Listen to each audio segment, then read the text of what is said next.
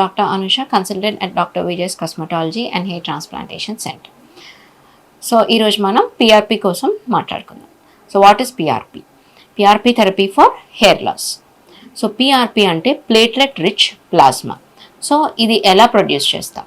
జనరల్గా మన క్లయింట్ దగ్గర బ్లడ్ అనేది ఒక 20 ml ఆఫ్ బ్లడ్ అనేది కలెక్ట్ చేస్తాము. ఈ బ్లడ్ని మనం కలెక్ట్ చేసి దాన్ని సెంట్రిఫ్యూజ్ చేస్తాం.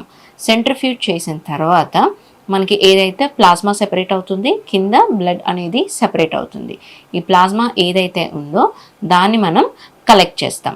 ఈ ప్లాస్మా అనేది నార్మల్ బ్లడ్లో ఉండేదానికన్నా ఈ ప్లాస్మాలోని కాన్సన్ట్రేషన్ ఆఫ్ ప్లేట్లెట్స్ అనేవి ఎక్కువ ఉంటుందన్నమాట. సో అందుకే దీన్ని మనం ప్లేట్లెట్ రిచ్ ప్లాస్మా అంటాం. సో ఈ ప్లాస్మా ఏదైతే మనం కలెక్ట్ చేసుకున్నామో అది మనం ఇంజెక్షన్స్లోని లోడ్ చేసుకుంటాం. లోడ్ చేసి పక్కన పెట్టుకుంటాం.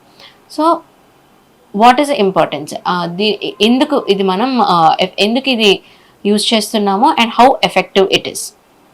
సో జనరల్గా ప్లేట్లెట్స్ యొక్క ఫంక్షన్ ఏంటంటే అది various number of growth factors అనేది రిలీజ్ చేస్తుంది. సో ఈ గ్రోత్ ఫ్యాక్టర్స్ అనేవి ఏంటి? గ్రోత్ ఫ్యాక్టర్స్ అనేది మనకి హెయిర్ ఫాలికల్ దగ్గర యాక్ట్ చేసి and it is very much helpful for the hair to grow అనమాట. సో నరిష్మెంట్ లాగా ఈ గ్రోత్ ఫ్యాక్టర్స్ అనేవి పనిచేస్తాయి. సో మనం ఎప్పుడైతే జనరల్గా బ్లడ్లో అన్ని కాంపనెంట్స్ ఉంటాయి. డబ్ల్యూబీసీ ఉంటుంది, ఆర్బీసీ ఉంటుంది, ప్లేట్లెట్స్ ఉంటాయి. సో గ్రోత్ ఫ్యాక్టర్స్ అనేవి కూడా ఈ ప్లేట్లెట్స్ అనేవి గ్రోత్ ఫ్యాక్టర్స్ రిలీజ్ చేస్తాయి. అలా మనకి హెయిర్ గ్రోత్ అనేది ప్రమోట్ అవుతుంది.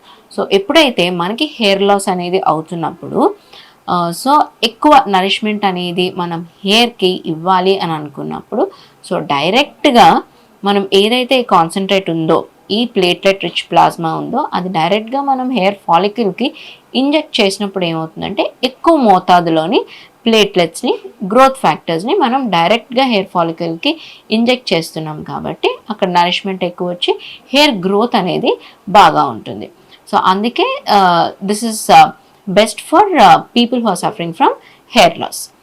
సో ఇది జనరల్గా ఎంత టైం పడుతుంది అని అంటే వచ్చిన ఒక 20 బ్లడ్ శాంపిల్ అనేది కలెక్ట్ చేసుకొని దాన్ని సెంట్రిఫ్యూజ్ చేసుకొని వితిన్ 1 hourలోని ఈ ప్రాసెస్ అంతా అయిపోతుంది. సో నెక్స్ట్, ఇది పెయిన్ఫుల్ ప్రొసీజరా, పెయిన్లెస్ ప్రొసీజరా? జనరల్గా పెయిన్ అనేది చాలా మినిమల్గా ఉంటుందండి. ఇది పెయిన్ ఏమీ ఉండదు. So one sitting day care procedure రావచ్చు, పిఆర్పి చేసేసుకొని ప్రొసీజర్ అయిపోయిన వెంటనే మీరు మళ్ళీ వెళ్ళిపోవచ్చు. సో అంత పెయిన్ఫుల్గా అయితే ఏమీ ఉండదు. ఒకవేళ మీకు పెయిన్ బాగా సెన్సిటివ్, కొంతమంది క్లయింట్స్ వస్తారు, they are much more pain sensitive. So వాళ్ళలోని we can give a local block అనేది ఇచ్చుకొని ఒక లోకల్ ఎనస్థీషియా ఇచ్చుకొని ఏదైతే ఈ ప్లేట్లెట్ రిచ్ ప్లాస్మా ఉందో మనం కలెక్ట్ చేసామో అది లోకల్గా హెయిర్ ఫాలికల్స్ దగ్గర ఇంజెక్ట్ చేయొచ్చు. సో అప్పుడు వాళ్ళకి ఎటువంటి పెయిన్ అనేది ఉండదు. సో నేను పిఆర్పి చేసుకున్న తర్వాత ఏం కేర్ తీసుకోవాలి, నేను ఎప్పుడు వర్క్కి వెళ్ళాలి? సో అది సింపుల్ అండి. జస్ట్ ఓన్లీ ఆయిలింగ్ కానీ హెయిర్ వాష్ కానీ చేయొద్దు. మీరు ఏ రోజైతే పిఆర్పి చేసుకున్నారో 2 days తర్వాత మీ రొటీన్ హెయిర్ కేర్ అనేది you can follow. And work అంటారా, వర్క్ ఆ రోజు నుంచే మీరు మీ డైలీ వర్క్ అనేది you can carry on. So దానికి ఏమీ స్పెషల్గా ఏమీ రెస్ట్ తీసుకోవాలి అనేది ఏమీ అవసరం లేదు. నెక్స్ట్, ఈ ప్లేట్లెట్ రిచ్ ప్లాస్మా అనేది పిఆర్పి థెరపీ. సో ఎవరిలో ఈ పిఆర్పి థెరపీ ఇవ్వాలి? ఇప్పుడు హెయిర్ లాస్ అంటే ఇప్పుడు బట్టతలో ఉన్న వాళ్ళకి ఈ పిఆర్పి అనేది ఇస్తే హెయిర్ గ్రోత్ అవుతుంది అంటే డెఫినెట్గా అవ్వదండి.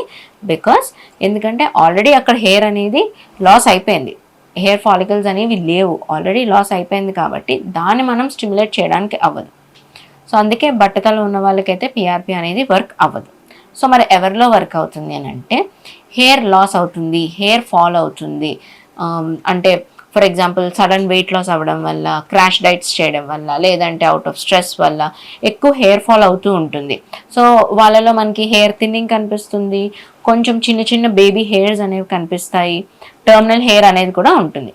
వాళ్ళల్లో ఈ పిఆర్పి సెషన్ అనేది ఇచ్చుకుంటే ఏమవుతుందంటే ఆల్రెడీ ఉన్న హెయిర్ అనేది స్ట్రాంగ్ అవుతుంది and at the same time hair ఫాల్ని కూడా ప్రివెంట్ చేస్తుంది. అది మెయిన్ బేసిస్ ఈ పిఆర్పి థెరపీకి. సో ఎన్ని సెషన్స్ తీసుకోవాలి, ఎప్పుడెప్పుడు తీసుకోవాలి? సో ఈ పిఆర్పి థెరపీ అనేది జనరల్గా every depending on your hair loss అనమాట or hair fall. Excessive hair fall ఉంది బాగా అంటే ఫస్ట్ 1 month ఎవ్రీ 15 daysకి తీసుకుంటే, సో 2 sessions ఫర్ 15 days తీసుకుంటే సరిపోతుంది. After that you can go for every month, every 30 daysకి మీరు సెషన్ అనేది రిపీట్ చేసుకోవాలి. అలా ఒక మినిమం 6 to 8 sessions అనేది పడుతుంది. సో 6 to 8 sessionsలో డెఫినెట్గా మీకు ఇంప్రూవ్మెంట్ అనేది కనిపిస్తుంది. ఈ పిఆర్పి సెషన్స్ తీసుకుంటూనే దాంతోపాటు మీ డర్మటాలజిస్ట్ ప్రిస్క్రైబ్ చేసే మెడికేషన్స్ కొన్ని ఉంటాయి, సప్లిమెంట్స్ ఉంటాయి. అవి యూజ్ చేసుకుంటూ ఈ సెషన్స్ అనేవి టైం టు టైం ఈ సెషన్స్ అనేవి తీసుకుంటా ఉంటే ఏదైతే మీకు హెయిర్ ఫాల్ అవుతుందో అది కంట్రోల్ అవ్వడమే కాకుండా కొత్త హెయిర్ అనేది కూడా స్ట్రాంగ్గా గ్రో అవుతుంది. నెక్స్ట్ న్యూట్రిషనల్ డెఫిషియన్సీ కానీ పోస్ట్ వైరల్ ఇన్ఫెక్షన్స్, దీనివల్ల హెయిర్ ఫాల్ అయిన వాళ్ళల్లో కూడా సప్లిమెంట్స్ తీసుకుంటూ at the same time dietary modifications కూడా చేసుకుంటూ ఈ పిఆర్పి సెషన్స్ తీసుకుంటే డెఫినెట్గా వెరీ గుడ్ రిజల్ట్ అనేది కనిపిస్తుందండి. Thank you. Do like and share this information.